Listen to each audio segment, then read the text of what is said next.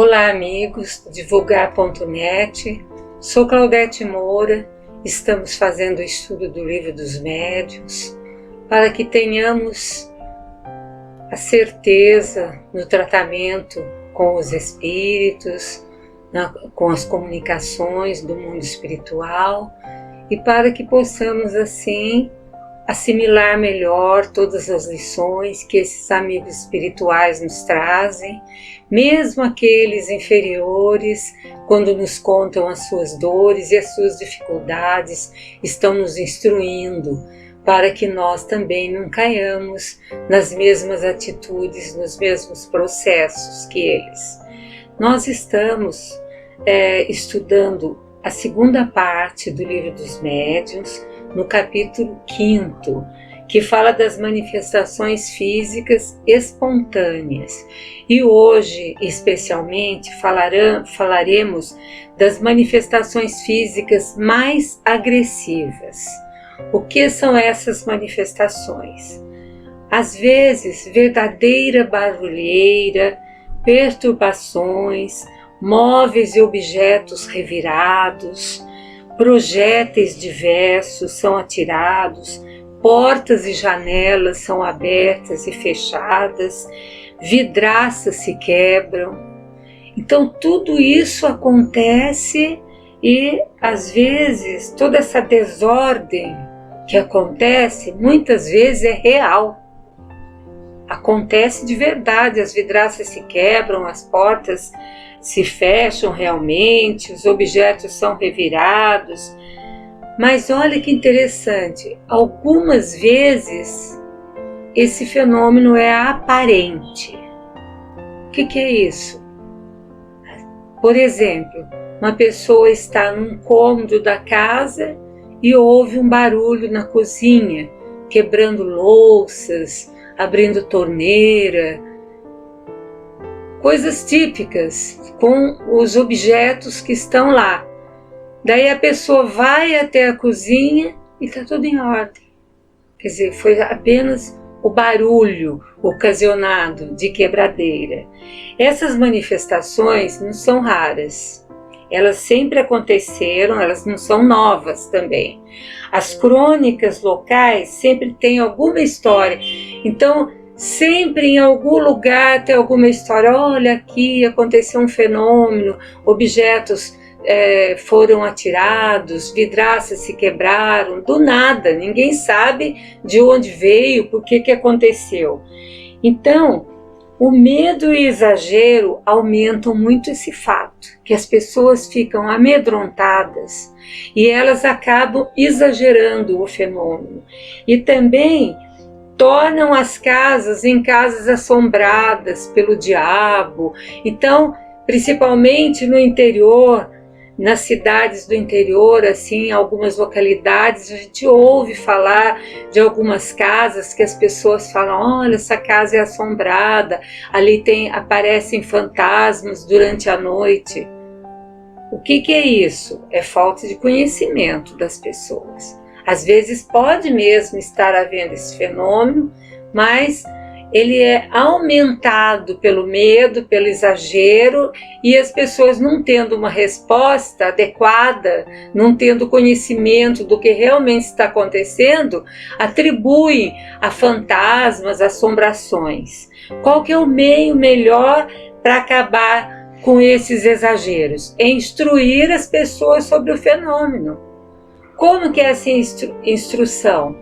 Essa instrução é a seguinte: olha, existem espíritos que muita gente não vai acreditar, mas devido a esses fenômenos elas podem até acabar acreditando, porque elas não estão vendo de onde vem. Não existe nenhum fator ali normal que ela possa enxergar para que está produzindo esse fenômeno. Então, quando a gente instrui essas pessoas sobre o fenômeno, daí acaba essa história de fantasma de casa mal assombrada. Porque essas manifestações também podem frequentemente assumir o caráter de perseguição. Ou seja, nós temos um exemplo que Kardec mesmo deu, e também nas revistas espírita, de 6 irmãs que moravam juntas. E elas, por muitos anos, toda manhã elas encontravam as roupas dela rasgadas no telhado, cortadas em pedaços, mesmo que elas guardassem a chave, colocassem dentro de uma caixa, de uma mala, passassem a chave, elas então encontravam essas roupas todas rasgadas. Durante muitos anos, até que se solucionou esse fenômeno quando se descobriu que era uma perseguição a elas, porque coisas vindas de outras vidas e espíritos vingadores, então, estavam ali se incumbindo de provocar esses fenômenos. E possivelmente, como nós já estudamos anteriormente, ou elas todas ou algumas delas ofereciam os fluidos necessários para que esse espírito ou esses espíritos pudessem proceder daquela maneira. Outro exemplo que nós podemos dar é pessoas deitadas e acordadas. Agora, veja bem, a pessoa não está dormindo, ela está acordada, então ela vê, por exemplo, cortinas sacudidas. Elas estão deitadas normalmente e vê a cortina balançando. Não é um vento, não é ninguém que está balançando a cortina. Outra coisa, cobertas e travesseiros arrancados. Temos casos, fatos, dizendo que foram arrancadas cobertas, foram arrancados travesseiros, foram erguidas no ar e às vezes até mesmo atiradas fora do leito. E eu tenho um exemplo até pessoal, que eu conheci essa pessoa há muito tempo atrás. Era uma senhora italiana, muito brava, muito assim, dizia que não era medrosa, que ela não acreditava em nada disso, ela não acreditava em espíritos.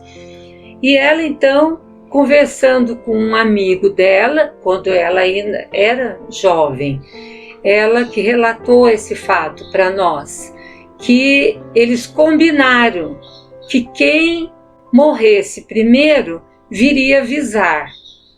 Mas como ela não acreditava nisso, ela dava risada. E o amigo dela havia morrido. Só que ela não acreditava. Num determinado dia, ela acordou com colchão e tudo no chão.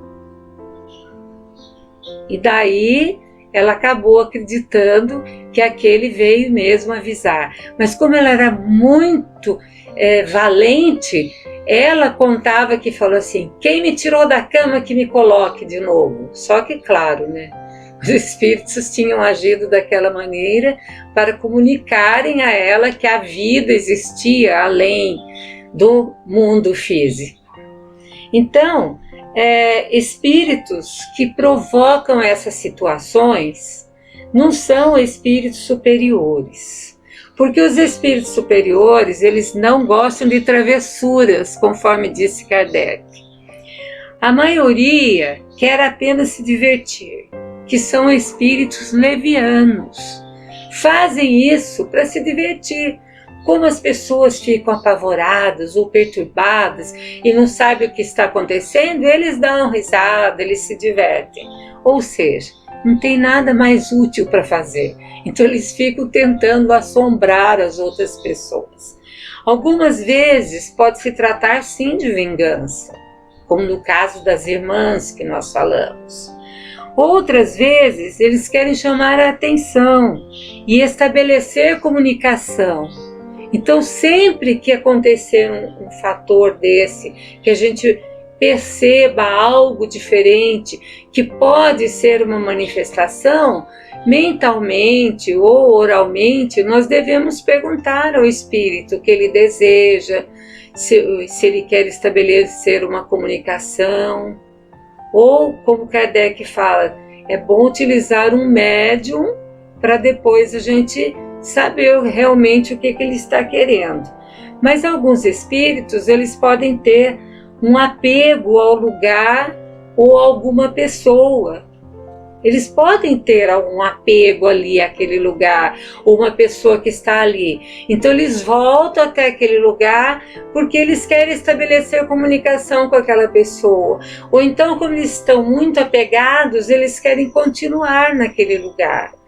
Em reuniões mediúnicas, nós temos muitos exemplos de espíritos que não saem das casas onde eles moravam quando eram encarnados, achando que a casa era deles. Muitas vezes eles nem sabem que desencarnaram, mas eles estão ali apegados. Muitos também estão muito preocupados porque a família está tratando do inventário e ele acha que vão colocar a mão em tudo aquilo que ele, com tanto esforço e com tanto trabalho, durante muito tempo ele procurou amealhar, e agora eles vão gastar de uma hora para outra. Então existe essa preocupação, esse apego também.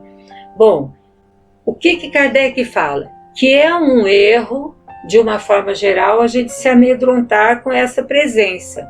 E ele fala, essa presença pode ser inoportuna, mas não perigosa. Eles não vão conseguir fazer muito mal para nós. Eles vão nos assustar, eles vão até nos machucar, como no caso das pedradas, mas não vai passar disso não. O que a gente faz para se livrar quando acontecem esses fenômenos e esses espíritos estão ali tentando amedrontar-nos? O que nós vamos fazer? É sempre útil a gente saber o que eles querem, o que eles desejam, evocando-os através de um bom médium. E Kardec fala, através de um bom médium escrevente, porque naquela época ele mesmo, quando quis saber os barulhos que estavam acontecendo na casa dele, enquanto ele trabalhava, como nós já tivemos oportunidade de falar em outras ocasiões, ele foi consultar um médium para saber o que o espírito queria. Então ele fala, sempre é bom consultar um bom médium para a gente saber. Hoje em dia, nós tanto podemos usar os médiuns escreventes como os médiuns de psicofonia, que na época eram mais raros, mas hoje em dia eles são comuns. Bom, dependendo da resposta do espírito, nós vamos agir de uma maneira. Se for um espírito infeliz, por exemplo, sofredor, a caridade manda tratá-lo com a atenção que ele merece. Então, se for um espírito sofredor, vamos ter para com ele a caridade. Vamos conversar, vamos procurar elucidar aquela situação triste que ele está passando. Vamos procurar animá-lo para que ele melhore, mostrando para ele o futuro que ele tem, quantas oportunidades ele terá de aprendizado na vida espiritual, e assim nós vamos encaminhá-lo para o bem. Se for um espírito brincalhão, porque existem muitos, vamos tratá-los sem rodeios, porque se a gente entrar na brincadeira deles, eles vão gostar, eles vão continuar brincando. Então, o que vocês querem? Nós não estamos aqui para brincar, nós gostamos de assuntos sérios, úteis, não estamos aqui para brincadeira, e acabamos então convencendo a esse espírito que para o bem dele é melhor que ele mude de atitude. Muitas vezes nós conseguimos encaminhá-los. Se for um espírito malvado, vamos pedir a Deus que o melhore. Vamos pedir por ele em oração. Em todos os casos, a prece só pode dar bons resultados quando feita sem ritualismos de exorcismos, porque esses ritualismos só vão diverti-los. Eles vão se divertir quando nós começarmos com ritualismos de exorcismos, eles vão rir de nós. Então, a prece sincera, de coração, pedindo a Deus que os envolva, que os encaminhe para o bem. É isso que nós precisamos fazer com esses espíritos. Então, hoje nós estamos terminando o nosso estudo, porque o nosso tempo já está se esgotando. Nós queremos agradecer a todos aqueles que até agora estão nos seguindo e pedimos a Deus que nos oriente sempre para que possamos ser bem claros nas nossas explanações e assim envolver todos aqueles que nos ouvem. Claudete Moura, para o divulgar.net.